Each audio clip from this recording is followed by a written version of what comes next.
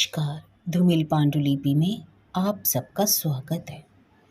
भोली बिसरी कहानी में आज सुनिए मालती जोशी जी की कहानी कन्यादान। दूध जलने की अजीब सी गंध पाकर मेरा माथा ठनका। मशीन छोड़कर रसोई में झांका तो देखा दूध उफन उफन कर चूल्हे में जा रहा है और सुम्मी का कहीं पता नहीं है। सुम्मी! मैंने चूल्हे से लकड़ी खींचते हुए आवाज़ दी। जब कोई जवाब नहीं मिला तो मैं अनायासी बैठक की ओर मुड़ गई। सुम्मी खिड़की के पास खड़ी आप अलग सड़क की ओर निहार रही थी। तू यहाँ खड़ी और उधर दूध। दीदी को शायद फिर कोई देखने आए हैं, उसने मेरी बात अनसुनी करके कहा। अच्छा, अब तो मुझे भी कौतूहल हुआ। देखा दद्दू की आलीशान गाड़ी के साथ एक और भी खूबसूरत कार सड़क पर खड़ी है। योगेश कार के दरवाजे पर सबकी अगवानी कर रहा था और दद्दू सीढ़ियों पर हाथ जोड़े खड़े थे। जब सब लोग साथ वाले मकान में अदृश्य हो गए तो मैं वापस मशीन पर आकर बैठ गई। सुमी भी मेरे साथ चली आई, पर अब सिलाई में मन नहीं लग रहा था। लड़का कौन सा था री? वह नीले सूट वाला या हरे स्वेटर वाला? मैंने कहा। तुम भी गजब करती हो। जीजी के लिए वह स्वेटर वाला कैसा लगेगा, जरा सोचो तो। सुम्मी ठीक ही कह रही थी। राजी के 5.5 फुटी कद के सामने अच्छे अच्छे लड़के भी बौने लग उठते हैं। कितनी ही जगह सिर्फ इस कारण रिश्ता नहीं हो सका था। तब से लड़के की ऊंचाई का खास ध्यान रखा जाता है। सोचते सोचते मन हठात उदास हो आया। 2 साल पुरानी वह बात याद आ गई। कितना अच्छा घर था। लड़का इंजीनियर, बाप डिप्टी कमिश्नर। ऊंचाई 5 फुट 8.5 इंच थी। फिर भी राजी के सामने जरा सा लग रहा था और राजी ने मना कर दिया था। दूसरे दिन योगेश घर पर आया था। पहले तो उसने राजी को खूब कोसा था, फिर बोला, चाचा जी, इतना अच्छा लड़का हाथ से जाने देना नहीं चाहते पिताजी। उन्होंने कहा है कि सुम्मी के लिए बातचीत कर ली जाए। अभी 2 दिन और वे लोग शहर में ही हैं। देखने दिखाने का कहें तो इंतजाम हो भी सकता है।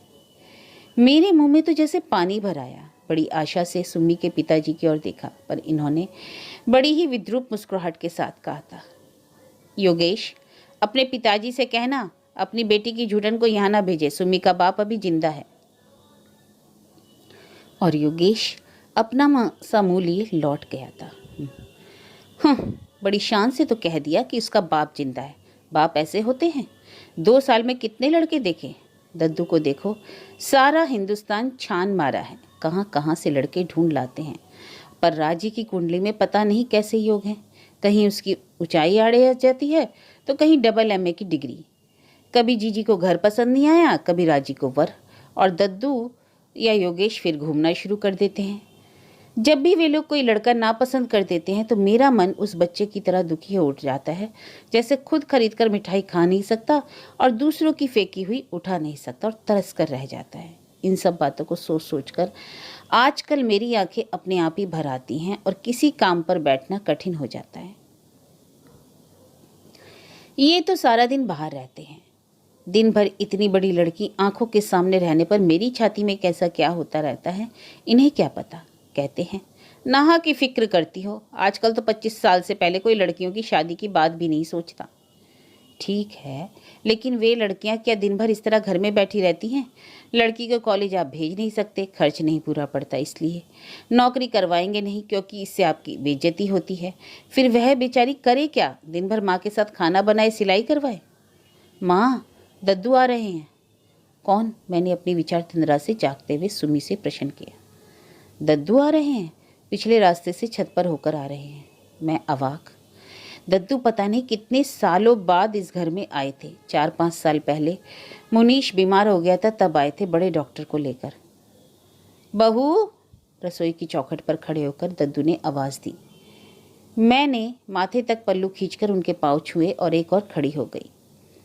बहू, जरा सुमी को तैयार करके मेरे साथ भेज दो। राजी को देखने ढेर सारे मेहमान आ गए हैं। उसकी माँ बाहर मेहमानों के पास बैठी है। योगेश की बहू रसोई में अकेली है। सुमी साथ रहेगी तो थोड़ा सहारा हो जाएगा, उन्होंने कहा। मैंने सुमी की ओर देखा। उसकी आंखों में इनकार साफ झलक रहा था। मैंने आंखों ही आंखों में उसे आदेश दिया और वह पैर पटकते हुए तैयार होने चली गई। दद्दू को मैंने एक मोड़ा खींचकर दिया और सुम्मी पीछे पीछे चली आई, यह सोचकर कि ऐसा ना हो कि सिलबिल सी चली जा रही है और जीजी को उसका रिश्ता बताते हुए शर्म लगे। 4 औरतें बात करने आई थी। क्या पता कोई घर देखने के बहाने रसोई तक भी आ जाए। सुम्मी तो जैसे भरी बैठी थी, मुझे देखते ही भड़क उठी। उनके सब नौकर चाकर मर गए क्या? जो हमें याद किया गया, हम नहीं जाएंगे। ऐसा नहीं कहते पगली, वे खुद चलकर बुलाने आए हैं, वैसी ही कोई ज़रूरत पड़ गई होगी, नहीं तो भला आज तक कभी ऐसा हुआ है? मैंने उसे समझाया। तब बड़े बेमन से उसने अपना संदूक खोला। मैं चुपचाप बाहर निकल आई। अपने मामा की दी हुई बैगनी रंग की अंबिका सिल्क पहनकर जब वह बाहर आई तो गले में जैसे कुछ अटक गया। हाथ में, गले में, सारे शरीर पर कहीं सोने का एक तार भी नहीं था। फिर भी लड़की जैसे लक्ष्मी का रूप लेकर ही इस धरती पर आई थी। याद आया, यह छोटी थी तो दद्दू उसे राजलक्ष्मी की जोड़ी के लिए भाग्य लक्ष्मी कहते थे। राजी तो सचमुच राजलक्ष्मी है, पर मेरी अभागी बिटिया, वह नाम जैसे उसका उपहास ही बन गया था। दद्दू के साथ उसे भेजकर मैं पता नहीं कितनी देर सुम्मी की ही बात सोचती रही। वह पूरे 4 साल बाद उस घर में कदम रख रही थी। अलग होने के बाद इन 2 घरों में ही नहीं, हम लोगों के दिलों में भी दीवार खड़ी हो गई थी। तब से मैंने सिर्फ योगेश की शादी में ही वहाँ पाँव दिया था। उस समय भी उपेक्षा, अपमान और तिरस्कार की ऐसी सौगात पाई थी कि दोबारा जाने की इच्छा ही ना हुई थी।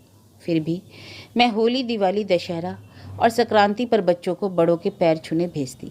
राखी, भाई दूज पर लड़कों को अवश्य भेजती, जिससे कोई यह न कहे कि डर से मुँह छिपा गए हैं। दिया हुआ सब दुगना करके योगेश, लोकेश, सुम्मी को के बहाने लौटा जाते। अजीब से संबंध हो गए थे, न छोड़ते बनता था और न निभते। जैसे जैसे बच्चे बड़े होते गए समझने लगे कि उस घर में वे लोग हिकारत से देखे जाते हैं। सबसे पहले सुम्मी ने वहाँ जाने से इनकार किया। दूसरे वर्ष मुनीश ने भी उसका अनुकरण किया। गिरीश और हरीश तो अभी छोटे थे, पर इस साल से हरीश भी विद्रोही दल में शामिल हो गया था। और कोई बुलाने आता तो सुम्मी तो आज भी न जाती, पर दद्दू की बात और थी। उनकी बात टाली नहीं जा सकती थी। उनके लिए सबके मन में एक ऊंचा आसन है। बंटवारे के बाद भी उस स्थिति में फर्क नहीं आया। ये मुंह से चाहे जो भी कहते रहे, दद्दू की बात टाल दें, ऐसा साहस उनका भी नहीं था। और झगड़ा दद्दू से था ही कब? बैर तो देवर भाभी के बीच था। दद्दू उतने ही निरीह थे जितनी कि मैं, और इस रोज रोज की खटपट से उतने ही त्रस्त। जीजी यह देखकर चिढ़ती थी कि लाला जी दिन भर बैठकर ताश खेलते हैं या सिगरेट फूकते हैं, खानदानी कारोबार में जरा भी हाथ नहीं बटाते, और साल 2 साल बाद घर में एक प्राणी की वृद्धि करना ही उनके पुरुषार्थ की सीमा है। और देवर को यह कोफ्त होती थी कि भाभी टसक किसे दिखाती है, वे किसी और का नहीं अपने बाप का माल खा रहे हैं। पर कौन समझाता कि बाप की कमाई कोई जिंदगी भर बैठकर तो नहीं खा सकता। और दद्दू ना होते तो घर की ईंटें तक बिक गई होती। और फिर एक दिन विस्फोट हो ही गया। कारण चाहे जो भी हो, सालों से सुलगती आग को बाहर आने का मौका मिल गया। कहनी अनकहनी सारी उस दिन जवान पर आ गई, और यह बात भी कि अब आगे साथ रहना नहीं हो सकता। दद्दू उस दिन बिल्कुल शांत बने रहे। तूफान थमने के बाद भाई को बुलाकर उन्होंने नगदी, सोना, चांदी सब का बराबर हिस्सा संभला दिया। नाप जोक करके मकान 2 हिस्सों में बांट दिया। नई सड़क पर एक नई फैंसी क्लॉथ की दुकान लेकर दे दी। मुझे अलग हो जाने से जरा भी खुशी नहीं हुई। दद्दू के बच्चों पर मेरी बहुत ममता थी, पर रोज की किलकिल से छुटकारा पाने की राहत जरूर महसूस की। 3 महीने बीतते बीतते इन्होंने बकना भी शुरू किया। बाप दादों की दुकान तो लोग बागों ने अपने लिए रख ली और हमें नई जगह बिठा दिया। भला हमें कोई पूछता है? बात दद्दू के कानों तक भी गई और दूसरे ही हफ्ते दुकानों की अदला बदली भी हो गई। साथ ही दोनों मकानों के बीच एक लंबी सी दीवार भी डल गई। मैं योगेश राजी को देखने के लिए तरस गई, पर जीजी के रोज रोज ताने भी अब नहीं सुनाई पड़ते थे। दुकान नई हो या पुरानी, चलाने से ही तो चलती है। देखते ही देखते दद्दू की नई दुकान भी चल निकली। बीकॉम के बाद योगेश ने भी पास ही में एक रेडीमेड कपड़ों की दुकान खोल ली। लोकेश के लिए एक फैक्ट्री खोल दी गई थी और वह उसकी ट्रेनिंग के लिए अमेरिका चला गया था। अब इनको यह शिकायत है कि दद्दू के सारे पुराने ग्राहक अपने और उन्होंने कर लिए और उनसे तोड़ दिए। पहले तो मुझे भी इन किस्सों पर विश्वास आ जाता था, पर बाद में समझ गई कि अपनी आक्रमणीयता पर पर्दा डालने के बहाने हैं सब। पुराने ना सही, इतने दिनों में नए ग्राहक तो जुड़ जाते।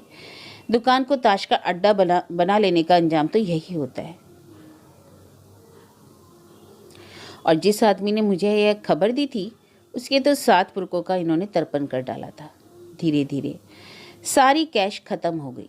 फिर चांदी का नंबर आया, फिर एक एक करके मेरे गहने भी जाने लगे। तब घबराकर मैंने दद्दू के पास संदेश भिजवाया। उन्होंने खुद जाकर दुकान का मुआयना किया और दुकान में पार्टीशन डलवाकर आधा हिस्सा एक डिस्पेंसरी के लिए किराए पर उठवा दिया।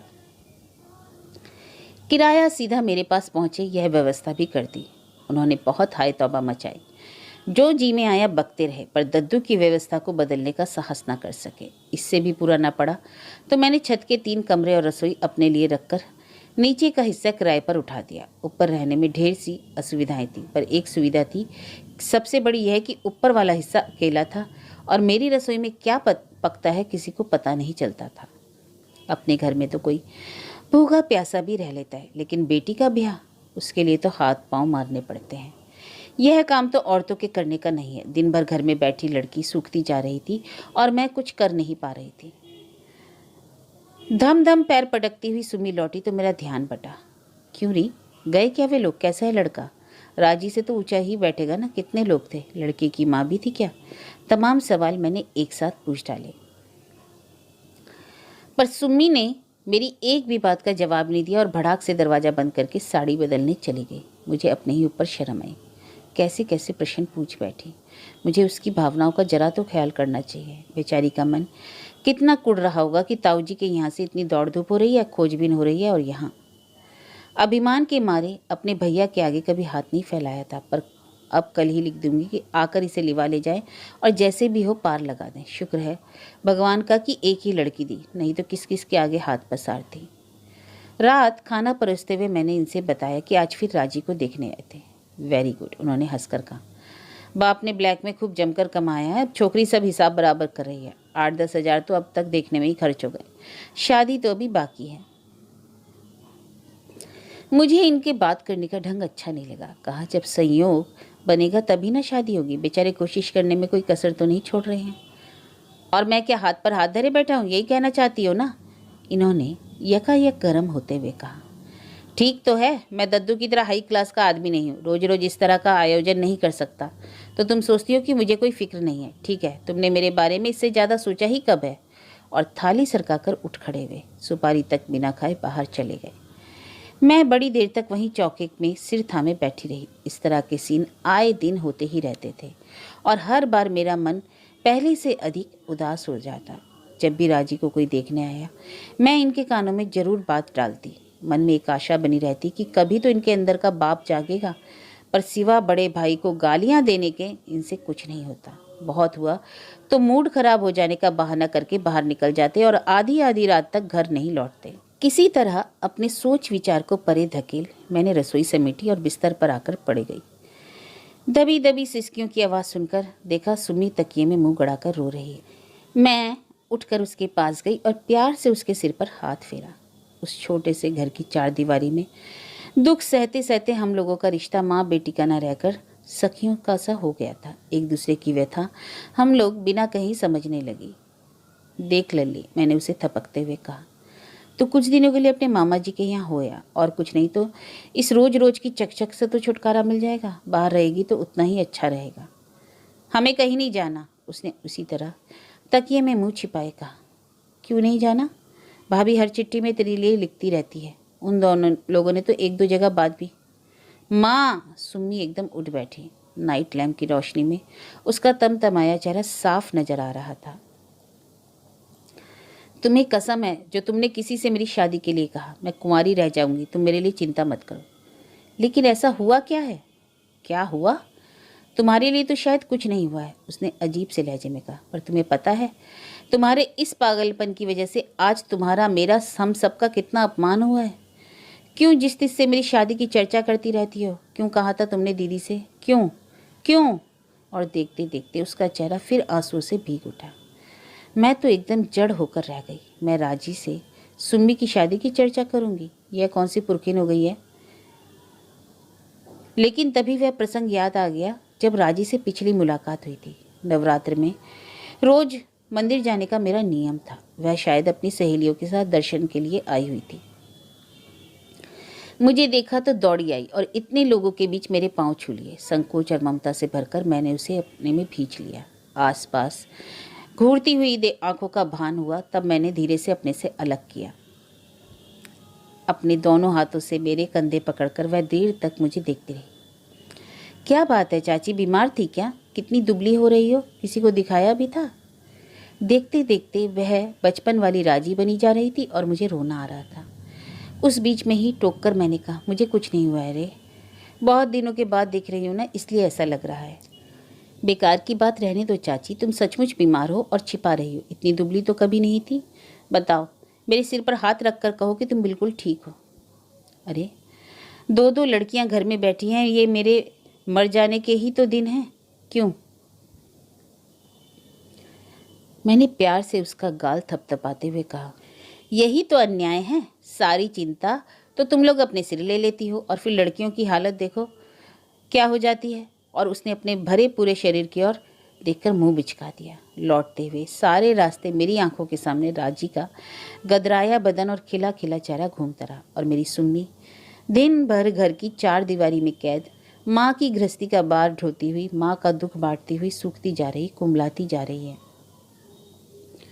और सुम्मी कहती है, मैंने राजी से सुम्मी की शादी की बात की। शायद मजाक में कही हुई उस बात में अनजाने ही मेरी व्यथा और चिंता उभर आई थी। मुझे ज़्यादा सोचना नहीं पड़ा। कुछ शांत होने पर खुद सुम्मी ने धीरे धीरे सारी बात बतला दी। मुझसे मिलने के बाद राजी ने एक दिन दद्दू से चुपचाप कह दिया था, चाची सुम्मी की शादी की चिंता में सूखती जा रही है। दद्दू खुद भी चिंतित थे, पर एक बार अपमानित हो जाने के कारण इस झमेले में पड़ना नहीं चाहते थे। इस बार राजी को देखने जो लड़का आया था वह शहर में अपनी फूफी के यहाँ ही रुका हुआ था। शाम को जो लोग बाग आए थे उनमें लड़के का फुफेरा भाई भी था, वही स्वेटर वाला। सब लोगों के साथ यह बात उठी कि यह लड़का सुम्मी के लिए ठीक रहेगा। योगेश और मेहमानों का भार छोड़कर दद्दू चुपचाप पिछले रास्ते सुम्मी को बुलाने आए थे। वे जानते थे किसी और के बुलाने पर वह नहीं आएगी। सुम्मी को सीधे ड्राइंग रूम में ले गए। सबसे परिचय करवाने के बाद उसे राजी के पास बैठा दिया गया। राजी ने फुसफुसाकर उसे बता दिया था कि वह स्वेटर वाले लड़के को अच्छी तरह देख ले। यहाँ तक तो सब ठीक था। उन लोगों के जाने के बाद सुम्मी आने ही लगी थी कि राजी ने हाथ पकड़कर रोक लिया था। बरसों बाद मिली थी और उन लोगों के सामने बातचीत जरा नहीं हो पाई थी। गपशप और नाश्ते में दोनों बहनें डूबी हुई थी कि सामने वाले कमरे में सास बहू की बातचीत सुनाई दी। अरे लड़की तो लाकर दिखा दी, पर यह भी सोचा है कि कितनी ऊंची उड़ान है, जीजी कह रही थी। लेना देना तो अलग, उन लोगों के रुतबे के लायक इत्रपान भी हो सकेगा। वे दिन गए जब लोग खानदान भर देखकर लड़की ब्याह लेते थे। तो परवाह क्या है माता जी, योगेश की बहू ने कहा। जब ताऊ जी ने इतना धर दिखाया है तो शादी कर पाने का जिम्मा भी उनका ही रहा। दद्दू शायद आसपास ही कहीं थे, गरज कर बोले, बहू शादी का खर्च चाहे सुम्मी के ताऊ जी उठाएं या उसके पिताजी, तुम्हारे पीहर से कोई नहीं मांगेगा, इत्मीनान रखो। इसके आगे सुम्मी नहीं सुन सकी थी और राजी का हाथ छुड़ाकर भाग आई थी। सारी बात सुनकर समझ में नहीं आया कि मुझे खुश होना चाहिए या उदास। दद्दू के लिए जरूर श्रद्धा उमड़ आई। अपनी लाडली नाजोपली बहू को आज उन्होंने मेरी सुम्मी के लिए कठोर शब्द कहे। यह जानकर तो खुशी हुई पर डर भी लगा। उस घर का वातावरण इस घटना के बाद कैसा होगा, इसकी कल्पना की जा सकती थी। गनीमत थी कि नीचे वाली नर्सबाई इन दिनों छुट्टी पर थी, नहीं तो घर में तूफान उठे बिना नहीं रहता। नर्सबाई जानती थी कि देवर भाभी को लड़वाना कितना आसान है। मुफ्त का तमाशा देखने में किसी को क्या ऐतराज हो सकता है। 5-6 दिन बाद योगेश आया। चाचा जी तो घर पर नहीं है। उसने बाहर से ही पूछा, चाची उन लोगों का संदेश आ गया है, उन्हें सुम्मी पसंद आ गई है, आप लोग क्या कहते हैं बताइए। उसने बैठते ही शुरू किया। खुशी के मारे तो मैं मूक सी हो गई। उसने मेरी चुप्पी का दूसरा ही अर्थ लेते हुए कहा, लड़का जल्दी में आपको दिखाया नहीं जा सका, लेकिन वे लोग यहीं हैं, किसी भी दिन देख आइएगा। फोटो यह रहा। लड़का डॉक्टर है, प्रैक्टिस अभी जमी तो नहीं, पर पिता की रेपुटेशन अच्छी है, जल्दी ही चलने लगेगी। आपने डॉक्टर अवध बिहारी का तो नाम सुना है ना, उसी का लड़का है। लड़का तो अच्छा है भैया, फिर दद्दू खराब थोड़े ही देखेंगे। तो ये तो आप कह रही हैं, हमारे यहाँ आकर सीखिए नुक्स कैसे निकाले जाते हैं। उसने कहा, क्यों क्या हुआ, लड़का तो अच्छा था, मैंने खिड़की से देखा था। मैंने अपनी ताक झाक वाली बात कह दी और फिर छीप गई, पर योगेश अपनी ही धुन में था। बोला, इस बार जानती हैं क्या बात हुई, लड़के का इंटेलेक्चुअल स्टैंडर्ड नहीं जमा मेम साहब को। वह मिलिट्री का जवान है, BSc पास है, पर इनकी तरह लेक्चरर नहीं झाड़ता है ना, इसलिए पसंद नहीं आया। मैंने तो चाची आज ही 2 दर्जन जूतों का ऑर्डर दे दिया है। राजी पर इतना गुस्सा आया। पिता और भाई 5 साल से परेशान हो रहे हैं पर इनके मिजाज ही नहीं मिलते। मेरी सुम्मी की सी दशा होती तो पता चलता। रात मैंने किस उत्साह से इन्हें यह खबर सुनाई, पर इस बार झूठन वाला मामला नहीं था। लड़का सुम्मी के लिए ही देखा गया था, फिर भी इन्हें बिगड़ना था सो बिगड़े। वाह, बड़ी जल्दी याद आ गया कि लड़की के बाप भी हैं, उसे बोलना चाहिए। उन्हें कहो जब इतना किया है तो कन्यादान भी कर दें। लड़की उन्हें पसंद आने से हो ही जाएगा, हमें भी तो लड़का पसंद हो। लड़का अच्छा है, मैंने देखा है, और शहर ही में तो है, आप जाकर देखा है ये। पर घर आया इतना अच्छा रिश्ता मैं जाने नहीं दूंगी, मैंने अनुनय स्वर में कहा। जाकर देखा आने से ही सब कुछ हो जाएगा। और उन लोगों ने जो जी खोलकर मांगा तो क्या करूं, घर लौटाऊं या नदी में डुबकी लगा दूं? उस दिन पहली बार मन में उनके लिए तिरस्कार जागा जब भी कोई समस्या सामने आई कि मरने जीने की बातें करने लगे। लेकिन हर बार की तरह यह समस्या तो समाप्त होने वाली नहीं थी। यह तो लड़की दिनों दिन बढ़ती ही जाती। उस दिन मैंने खूब जली कूटी सुनाई, न बच्चों का ख्याल किया न पड़ोसियों का, पर इतने दिनों से संचित सारा रोष उड़ेल देने के बाद भी मन हल्का नहीं हुआ, उल्टे और भारी हो गया। यह घर बेच दीजिए, एक बार वह घर से चली जाए तो मैं बच्चों को लेकर सड़क पर भी रह लूँगी, मैंने आखिर में कहा। पर कहते हुए याद आया कि यह घर भी अपना कहाँ है, आधे से ज़्यादा तो रहन पड़ा हुआ है। थक हार कर मैं जाकर अपने बिस्तर पर लेटी रही। क्या पाप किया था जो जिंदगी भर इस अकर्मण्य आदमी के पल्ले बंध गई थी। गरीबी से मुझे डर नहीं लगता, अपने पति का साथ हो तो झोंपड़ी भी अच्छी लगती है, नमक रोटी में भी स्वाद मिलता है। फिर 10वीं तक पढ़ी हुई थी मैं। इनकी रईस ख्याली आड़े नहीं आती तो गृहस्थी का बोझ उठाने के लिए नौकरी भी कर सकती थी। दुख का बोझ अगर बांट लिया जाए तो इतना भारी नहीं लगता। पर इन्होंने जिंदगी भर किया क्या, सिर्फ दूसरों को कोसा ही है। कभी दद्दू ने इनको ठग लिया, इसलिए मेरे आते ही लक्ष्मी इनसे रूठ गई। कभी बच्चों को कि वे अपने साथ भूख और बीमारी के अलावा कुछ नहीं लाए। जीवन में एक तो ऐसा काम करके दिखाते कि मैं गर्व से सिर उठाकर चलती। एक दिन सुबह ही सुबह मुनीश ने खबर दी कि दद्दू आ रहे हैं। हम लोग रसोई में चाय पी रहे थे, बाहर वाले कमरों में बिस्तर फैला हुआ था। मैंने और सुम्मी ने जल्दी से बिस्तर समेटा, तब तक दद्दू आ गए थे। बगुले की पंख सी धोती कुर्ता पहने, माथे पर चंदन का टीका लगाए, सीधे मंदिर से आ रहे थे शायद। मैंने सिर पर पल्ला लेकर उनके पांव छुए और इन्हें बुलाने भीतर गए। जंगी व अंडरवियर पहने ये चूल्हे के पास मजे से ताप रहे थे। मन ही मन भाइयों की तुलना कर डाली और विषाद से भर उठी। बाहर दद्दू बैठे हैं, मैंने पजामा पकड़ाते हुए कहा, और जरा ढंग से बोलना। उनके गुस्से की परवाह किए बिना मैंने समझाया। वे कमरे से चले गए। मैं दरवाजे से कान लगाए खड़ी रही। योगेश मिला था? दद्दू ने सवाल किया। जी हाँ। तो उस रिश्ते के बारे में क्या तय किया तुमने? जी मैंने योगेश को बता दिया था, लड़का हमें पसंद नहीं है। मैं तंग रह गई। इन्होंने बाहर ही बाहर इस तरह जवाब भी दे दिया और मुझे बताया तक नहीं। दुख और क्रोध से मेरा सारा शरीर कांपने लगा। उधर दद्दू ने प्रश्नों की झड़ी लगा ली। किसे पसंद नहीं है? क्यों पसंद नहीं है? तुम्हें या बहू को या सुम्मी को? नापसंद करने जैसा उसमें क्या है? रंग रूप विद्या बुद्धि कुल गोत्र, किस चीज में तुम्हें दोष नजर आया? जीवन में पहली बार मैंने दद्दू के सामने बोलने का साहस जुटाया। जी लड़के में तो रत्ती भर भी दोष नहीं, इतने ऊंचे घर से संबंध करने में संकोच हो रहा था इसी से। तो हमारा घर नीचा है? दद्दू गरजे। रही दान दहेज की बात, तो कोई उनके दरवाजे तक गया भी है नाम पता लगाने? वे दान दहेज ना भी ले तब भी यह शादी नहीं हो सकती। मेरी इतनी हैसियत नहीं है। बड़ी देर बाद इन्होंने मुंह खोला। तुम अगर सोचते हो कि कोई नारियल सुपारी के साथ तुम्हारी बेटी ब्याह कर ले जाएगा तो भैया, हिंदुस्तान में अभी 50 साल तक वह दिन नहीं आएगा, दद्दू ने कहा। जी मैं चाहता भी नहीं कि कंगालों की तरह शादी करना, बस जरा सुविधा जुटा रहा हूँ। और तुम जिस तरह की सुविधा जुटा रहे हो उसके इंतजार में तो लड़की बूढ़ी हो जाएगी। भैये, फूस की आग पर तापना बड़ा मुश्किल है। जुआ चाहे सरकारी लॉटरी का हो या मटके का, किसी का घर नहीं बढ़ता। मैंने लोगों को रातों रात कंगाल होते देखा है। भावावेश में उनका गला भर आया। वे शायद और भी कुछ कहते, पर इनके तमतमाए चेहरे को देखकर चुप रह गए। पत्नी के सामने इस तरह अपमानित होना इन्हें शायद अच्छा नहीं लग रहा था। खैर, जैसे भी तुम ठीक समझो बहू, ये पासबुक रखो। यह पैसा सिर्फ सुम्मी की शादी के लिए ही रख छोड़ा था।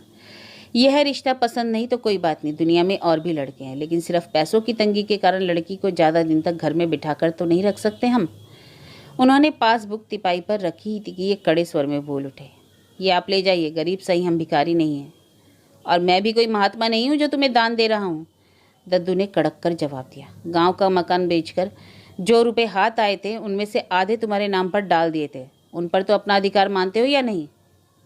आपने तो बतलाया कि वह मकान अस्पताल के लिए दे दिया गया था, ये बोले। अभी कहा ना कि मैं कोई धर्मात्मा नहीं हूँ, व्यापारी आदमी हूँ। इतनी बड़ी हवेली यूं ही दान कर दूँ, ऐसा तो संत नहीं। ये बात मुझसे छिपाई रखने की क्या जरूरत थी? इन्होंने पूछा, पर दद्दू ने कोई जवाब नहीं दिया। गोद में पासबुक रखकर सीढ़ियों से उतरने लगे और जवाब देने की जरूरत थी। क्या वे स्वयं ही अपने प्रश्न का उत्तर नहीं थे? कांपते हुए मैंने पासबुक उठा ली।